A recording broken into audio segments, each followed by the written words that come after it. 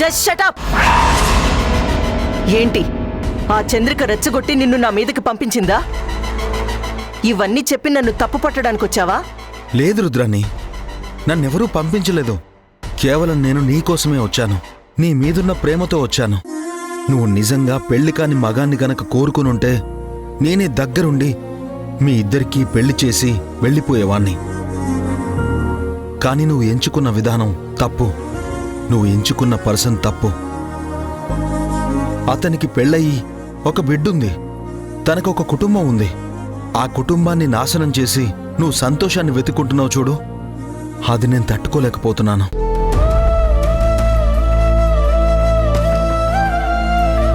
ఒకప్పుడు నువ్వు చాలా మందికి ఇన్స్పిరేషన్గా ఉండేదానివి. బాగా చదువుకున్నావు, కష్టపడి పోలీస్ జాబ్ సంపాదించావు. ఆ జాబ్ని వదిలేశావు. 10 మంది నిన్ను చూసి ఆడపిల్లంటే రుద్రాణిలా పెరగాలి అని కోరుకునేవాళ్ళు. కానీ ఇప్పుడు అందరూ నిన్ను చూసి ఆడపిల్లంటే రుద్రాణిలా ఉండకూడదు అని అందరూ నిన్ను ఉదాహరణగా చూపిస్తున్నారు. అందరికీ నువ్వంటే అసహ్యం పెరిగిపోయింది. ఎందుకు రుద్రాణి ఇలా? దీనివల్ల నువ్వు సాధించిందేంటి? భరత్ అంటే నువ్వు ప్రేమ అనుకుంటున్నావు, కానీ నీది ప్రేమ కాదు, పిచ్చి. ఒక రకమైన శాడిజం. అవును, నాది పిచ్చే. నేను శాడిస్ట్నే. ఒక మనిషిని ఇష్టపడి ఆ మనిషి కోసం ఏళ్లకేళ్లు ఎదురు చూడడం పిచ్చైతే నాది పిచ్చే. నువ్వు అంతేగా. నువ్వు కూడా నన్ను ప్రేమించావు. నన్ను మర్చిపోలేక పిచ్చోళ్లాగా ఇప్పటి వరకు పెళ్లి చేసుకోకుండా నేను ఎక్కడున్నానో తెలుసుకొని నా వెనకాలే వెతుక్కుంటూ వచ్చావు. నువ్వు చేసింది నీకు న్యాయం అనిపించినప్పుడు నేను భరత్ని ప్రేమించి భరత్ వెనకాలే తిరగడం న్యాయమే కదా? చూడు విక్రమ్, నీ ప్రేమలో ఎంత నిజాయితీ ఉందో నా ప్రేమలో కూడా అంత నిజాయితీ ఉంది. ప్రేమ అనేది ఎదుటి వాళ్ల పరిస్థితిని బట్టో, వాళ్ల ఎకనామికల్ స్టేటస్, వాళ్ల మ్యారిటల్ స్టేటస్ని బట్టి ఉండదు. ఒక మనిషిని చూడగానే మన మనసులో కలిగే ఫీలింగ్నే ప్రేమ అంటారు. ఓకే, నీది ప్రేమే, కానీ ఆ ప్రేమ భరత్కి కూడా ఉండాలి కదా. తనకి లేదే. తను చంద్రికని ప్రేమిస్తున్నాడు, చంద్రిక భరత్ని ప్రేమిస్తోంది. వాళ్ళిద్దరికీ ఒక జీవితం ఉంది. అలాంటి జీవితమే నాకు కావాలి. అది జరగని పని రుద్రాణి. నువ్వు తలకిందులుగా తపస్సు చేసినా సరే భరత్ నీకు దక్కడు. నేను నీకు అదే చెప్తున్నాను విక్రమ్. నువ్వు ఎన్ని కష్టాలు పడినా, ఎంత ఎదురు చూసినా సరే నేను మాత్రం నీకు దక్కను. నాకు నీతులు చెప్పడం మానేసి నీ జీవితం నువ్వు చూసుకో. అంతగా అవసరమైతే నా ప్రాణాలైనా తీసుకుంటానే తప్ప నీకు మాత్రం దగ్గర కాను. ఆ విషయం నువ్వు అర్థం చేసుకుని ఇక్కడి నుంచి వెళ్ళిపోతే నీకే మంచిది.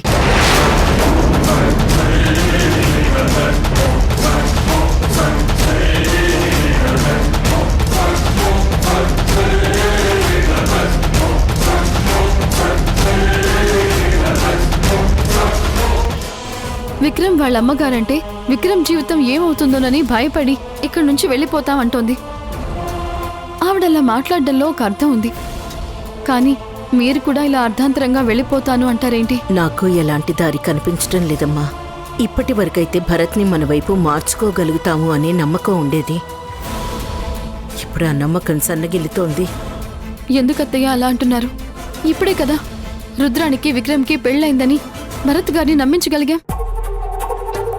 అలాగే రేపొద్దున ఆయన భరతేనని, విజయ్ కాదు అని కూడా నిరూపిస్తాం.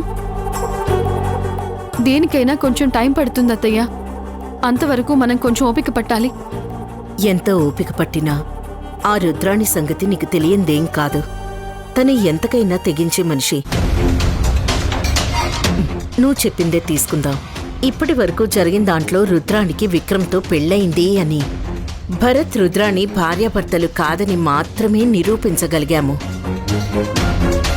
కానీ భరత్ మనసులో నువ్వే తన భార్యవి అనే నిజాన్ని ఒప్పించగలిగావా?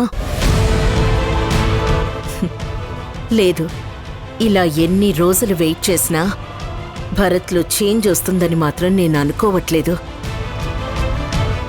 రోజుకొక ప్లాన్ వేసుకొని క్షణానికో సమస్యను ఎదుర్కొంటూ ఎంతకాలం ఇలా ఫైట్ చేస్తూ ఉంటాం?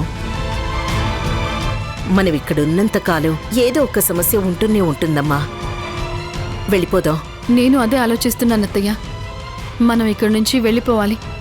కాకపోతే మనం మాత్రమే కాదు, మనతో పాటు భరత్ గారిని కూడా తీసుకువెళ్ళాలి.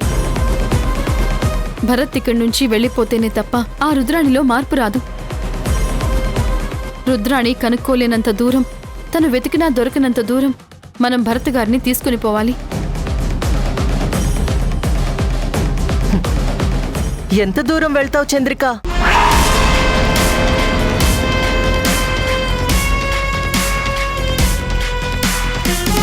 నువ్వీ ప్రపంచంలో ఏ మూలకు వెళ్ళినా సరే నేను భరత్ని వెతుక్కుంటూ అతని వెనకాలే వస్తాను. నన్ను తప్పించుకుని పోవడం అంత ఈజీ అనుకుంటున్నావా? ఈ భూమి మీదే కాదు, ఏకంగా నువ్వు అంతరిక్షంలోకి పోయినా అక్కడికి వెతుక్కుంటూ వస్తాను. ఒకవేళ భరత్ నాకు దక్కకుండా పొరపాటున ప్రాణం పోయిందే అనుకో, భరత్ ప్రాణం పోయిన మరుక్షణం నేను ఆత్మహత్య చేసుకుంటాను. భరత్ ఆత్మని కూడా వదిలిపెట్టను. వెతుక్కుంటూ వెళ్ళి పట్టుకుంటాను.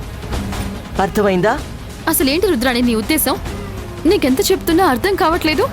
నువ్వు ప్రేమిస్తున్నాను ప్రేమిస్తున్నాను అంటున్నావు, కానీ భరత్ గారి మనసులో నీ మీద కొంచెం కూడా ప్రేమ లేదు. నిజంగా ఆయన మనసులో నీ మీద ప్రేమ ఉండుంటే ఆయన్ని నీకు వదిలేసి నేను తప్పుకునేదాన్ని. కానీ ఆయన మనసు నిండా నేనున్నాను, నా మనసు నిండా ఆయనున్నారు. మేమిద్దరం ఒకళ్ళ కోసం ఒకళ్ళం పుట్టాం, ఒకరి కోసం ఒకరం బ్రతుకుతున్నాం, ఒకరి కోసం ఒకరం చచ్చిపోతాం కూడా. అసలు మా ప్రేమ నీకెందుకు అర్థం కావట్లేదు నాకు తెలియట్లేదు. ఎన్నిసార్లు ఆయన నిన్ను కాదన్నారు, ఎన్నిసార్లు నిన్ను చీకొట్టారు. అయినా కూడా ఆయనే కావాలి అని అడగడంలో ఏమైనా అర్థం ఉందా? నువ్వు కేవలం ప్రేమించావు, కానీ నేను జీవితం పంచుకున్నాను. ఆయనతో కలిసి ఒక బిడ్డని కూడా కన్నాను. నాకు నా బిడ్డకి అన్యాయం చేసి నువ్వు ఆయన్ని కట్టుకుని ఏం సాధిద్దాం అనుకుంటున్నావు? చంద్రిక, ఒక్కసారి నీ భర్తను నాకిచ్చి చూడు, ఏం సాధిస్తానో నువ్వే చూద్దుగాని. చంద్రిక, ఇలాంటి వ్యక్తులతో మాట్లాడి కూడా ప్రయోజనం లేదు. వదిలేసేయ్. అత్తయ్య, ఒక్క నిమిషం. రుద్రాణి, అసలు నీకేం కావాలో చెప్పు. భరత్ నిన్ను వదిలేయటానికి నీకు ఏం కావాలో చెప్పు. ఈ ప్రపంచంలో అది ఎంత కష్టమైనా సరే తీసుకొచ్చి నీ కాళ్ళ దగ్గర పెడతాను. చెప్పు, ఏం చేయమంటావు? నన్ను నా భర్తని వదిలేయటానికి నీకు ఏం కావాలో చెప్పు. ప్రతి సమస్యకి పరిష్కారం అనేది ఖచ్చితంగా ఉంటుంది.